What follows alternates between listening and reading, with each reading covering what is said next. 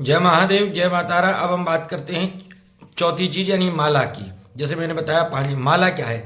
माला का सीधा स्पष्ट मतलब है, जिस प्रकार से कुएं के अंदर अगर आपको पानी पीना है तो एक रस्सी में कलश को बांधना होगा, कुएं में उतारना होगा और कुएं का पानी कलश में भरेगा और रस्सी खींच करके लाएगी, तब जाकर के एक प्यासे की प्यास बुझती है। ऐसे ही माला उस रस्सी की तरह होती है जो अपने इष्ट मंत्र के द्वारा, जिसका हम साधना कर रहे हैं, उससे जो हम चाहते हैं उसे वो हमारे साधना के कलश में भर करके आपको प्रदान कर दे। माला को सिद्ध करने का मंत्र दुर्गा सप्तशती में वैदिक पद्धति से दिया हुआ है, लेकिन अघोर और तंत्र का अलग अलग तरीके से होता है। दुर्गा सप्तशती में आप जब नवाण मंत्र वगैरह जब करेंगे तो उसमें मंत्र आता है ओम अक्षमालाधिपत्यम सुसिद्धिम देहि देहि सर मंत्रार्थ साधे साधे। इस तरीके से पूरा एक मंत्र है। मैं पूरा, क्योंकि वेद के मंत्र ऐसे नहीं बोलने चाहिए, लेकिन आपको बताने के लिए कर रहा हूं। तो माला की सिद्धि भी होती है, लेकिन माला की सिद्धि कब होती है ध्यान रखिए।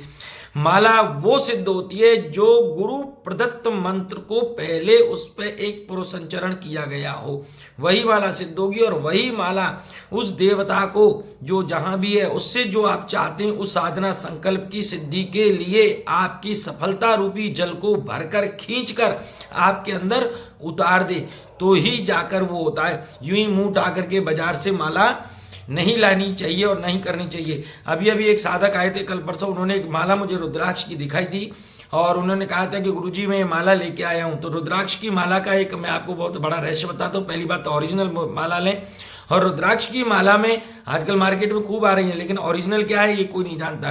रुद्राक्ष की माला में यूं ही मोती पो देने से माला ढंग से नहीं होती। रुद्राक्ष की एक पहचान है माला की, सही माला की, के पोने वाले बीज डालने का तरीका बता रहा हूँ। ओके, रुद्राक्ष की बात नहीं कर रहा, वो तो आपको अपनी विश्वास वाले व्यक्ति से ही ले रहा होगा। रुद्राक्ष की जो माला होती है उसमें मोतियों के जो कंडीशन होता है, रुद्राक्ष का जो मुंह होता है, मुंह से मुंह लगा रहेगा और पूंछ जो होती है रुद्राक्ष की, पूंछ से पूंछ लगी रहेगी। ऐसे दूसरी तरफ जाएगा तो वो भी मुंह से मुंह लगा रहेगा और पूंछ से पूंछ लगी, तो ही जाकर के उस माला से आप जाप करेंगे तो ही आपका मंत्र सिद्ध होगा। बाकी माला का मंत्र जल्दी से सिद्ध नहीं होता। वो इसीलिए नहीं होता क्योंकि मालाएं हम लोग गलत ले आते हैं, हमको पता ही नहीं है माला के पोने का तरीका क्या होता है, उसके बीच में लगने वाली ब्रह्म गांठ का क्या मतलब होता है, उसके सुमेरु का क्या मतलब होता है, सुमेरु को गांठ क्या लगती है।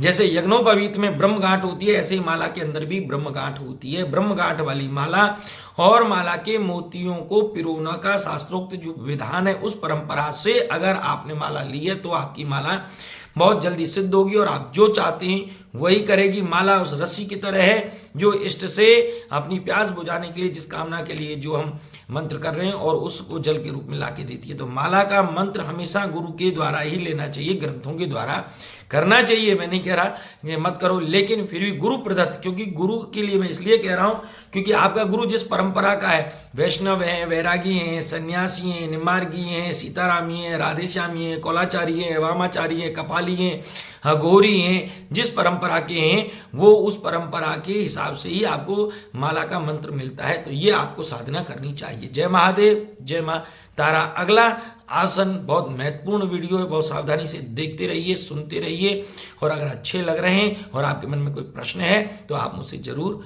कर सकते हैं। जय महादेव, जय माँ तारा।